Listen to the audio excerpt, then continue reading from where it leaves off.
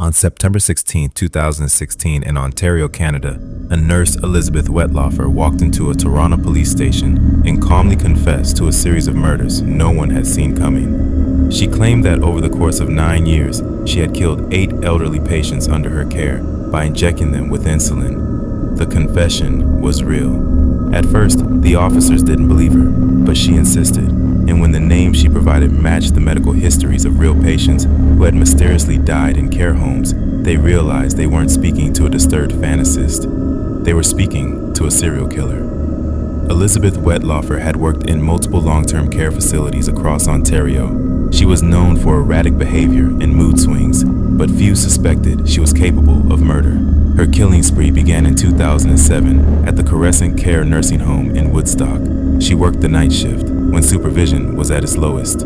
That meant she had nearly unchecked access to the residents under her watch. Her first victim was 84-year-old James Silcox, a World War II veteran. She injected him with insulin despite him not being diabetic. The dose proved fatal. His death was labeled as natural causes, and no autopsy was ordered. Wetlaufer returned to work the next day as if nothing had happened. She later told investigators that she experienced a euphoric rush during the killings. She called it the Red Surge. It was a feeling of power, of control over life and death. But that high never lasted. After each killing, she claimed she felt deep guilt. She would drink heavily, self-harm, and write dark poetry. But the guilt wasn't enough to stop her. She kept returning to work, and the pattern continued. In 2014, she transferred to Meadow Park Long-Term Care in London, Ontario. It was here that she killed her final victim, 75-year-old Arpad Horvath. Again, she used insulin. Again, the death was attributed to natural causes. Despite all the red flags, she was never questioned by management. The oversight systems simply weren't built to detect the kind of killing she was committing. In total, she confessed to 8 murders, 8 attempted murders, and 6 assaults. Each involved a resident under her direct care. She admitted that insulin was her weapon of choice because it was readily available, difficult to trace post-mortem, and didn't arouse suspicion. Most of her victims were elderly and already ill, making their deaths easier to dismiss. Her crimes may have gone undiscovered if she hadn't voluntarily checked herself into a psychiatric facility in 2016. During counseling sessions, she began speaking openly about the murders. Concerned staff notified authorities, and within days, she was sitting in front of detectives, calmly reciting the names of her victims, the dates, and how she killed them. The investigation that followed was chilling. Several of the bodies were exhumed. Toxicology reports confirmed her claims. Families that had long believed their loved ones had passed peacefully from natural causes were now told the truth. They had been murdered by the nurse they trusted. The fallout was immediate. Public anger boiled over. News outlets covered the story relentlessly. People demanded answers.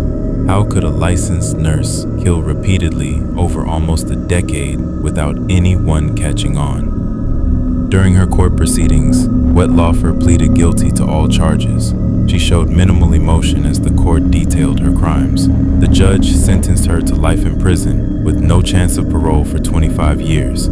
She later told the court that she had felt relieved when she was finally caught, claiming that she didn't want to hurt anyone anymore. But the families of the victims weren't moved by her remorse. The case sent shockwaves through Canada's healthcare system. It exposed deep flaws in how long-term care facilities were run.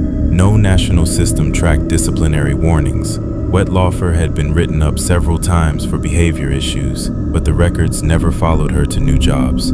Her troubling conduct had been overlooked again and again. A public inquiry revealed even more disturbing details. Wetlaufer had written poems about her murders and shared them with friends. In one piece, she referred to herself as a vessel for God's will.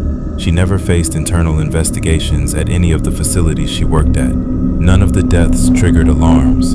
She had been killing in plain sight, and no one had noticed. Medical experts testified that insulin, when used maliciously, is a nearly perfect murder weapon in a healthcare setting. Symptoms of overdose mimic natural deterioration. Unless doctors know to test for insulin toxicity, and they rarely do, the death passes as normal.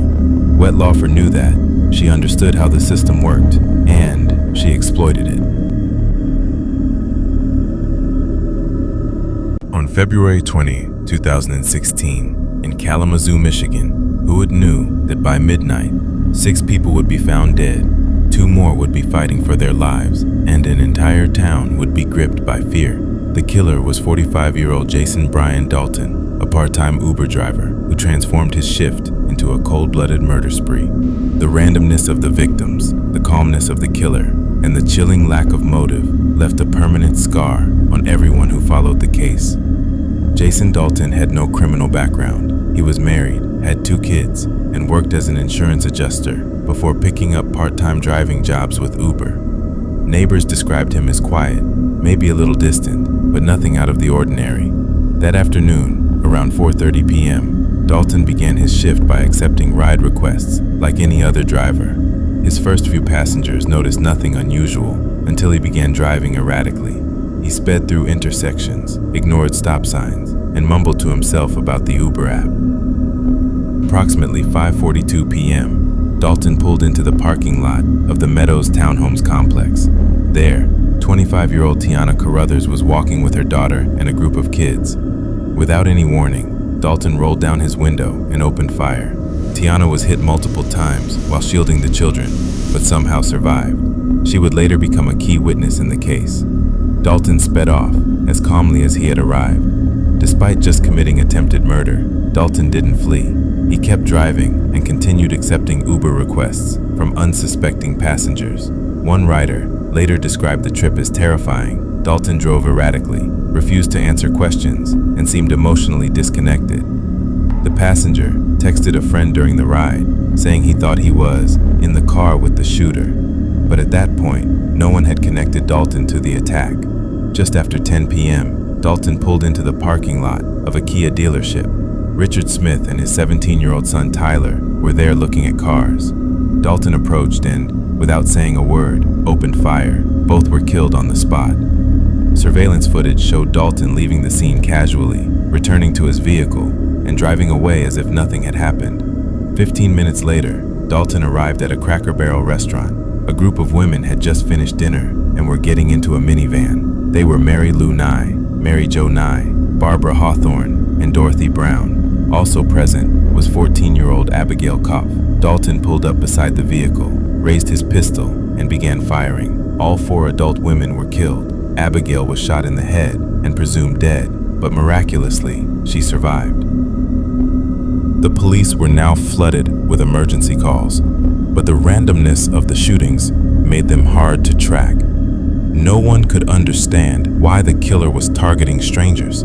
Tips began to circulate, and one rider, who had experienced Dalton's strange driving earlier in the day, reported his license plate number. That information finally led police to their suspect. At around 12:40 a.m., Jason Dalton was pulled over without incident. Inside his vehicle, police found a semi-automatic handgun and a bulletproof vest. During questioning, Dalton confessed to the shootings.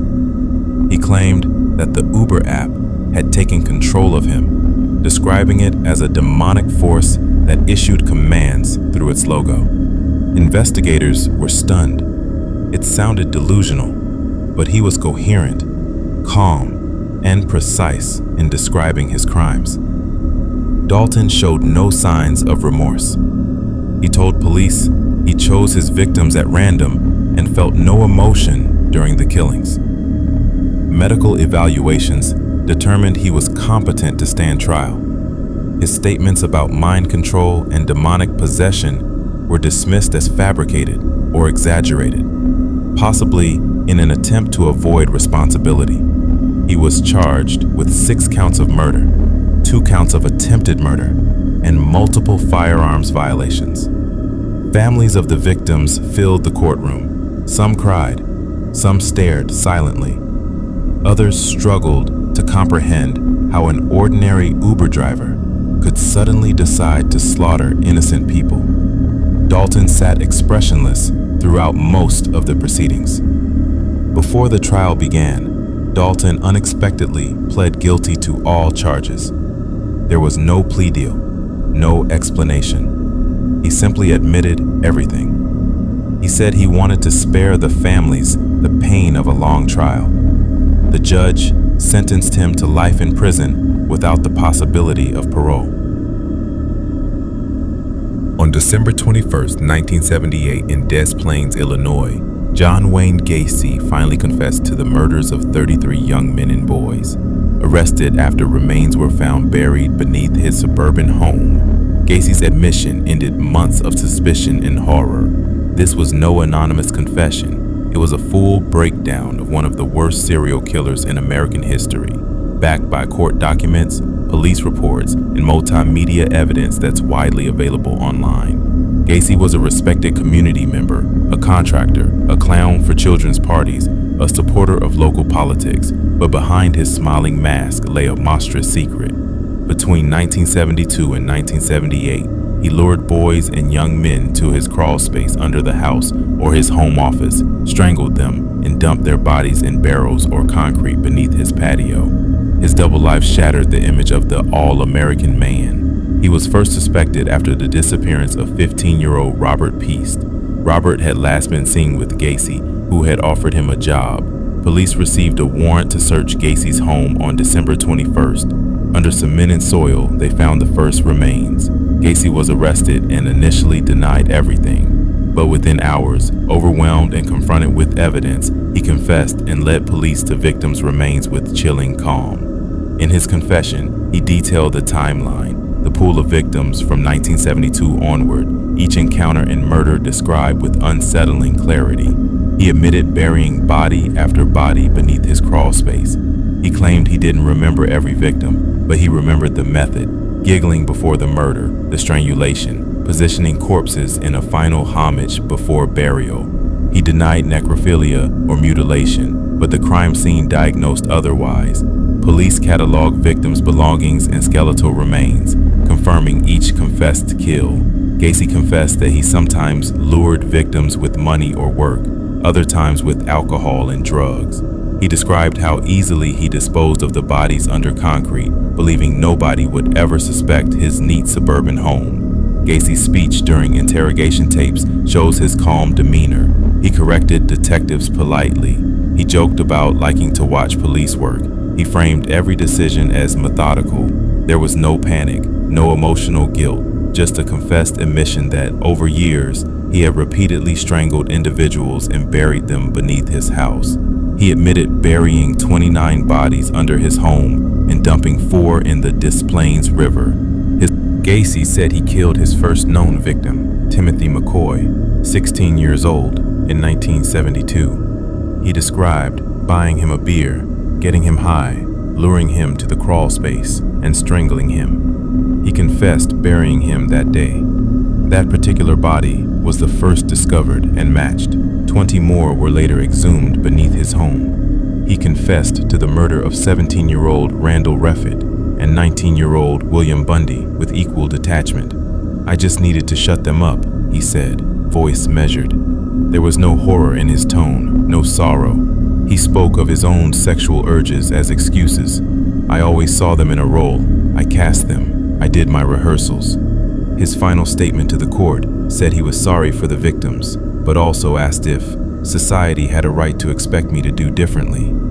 He was convicted of 33 murders and sentenced to death.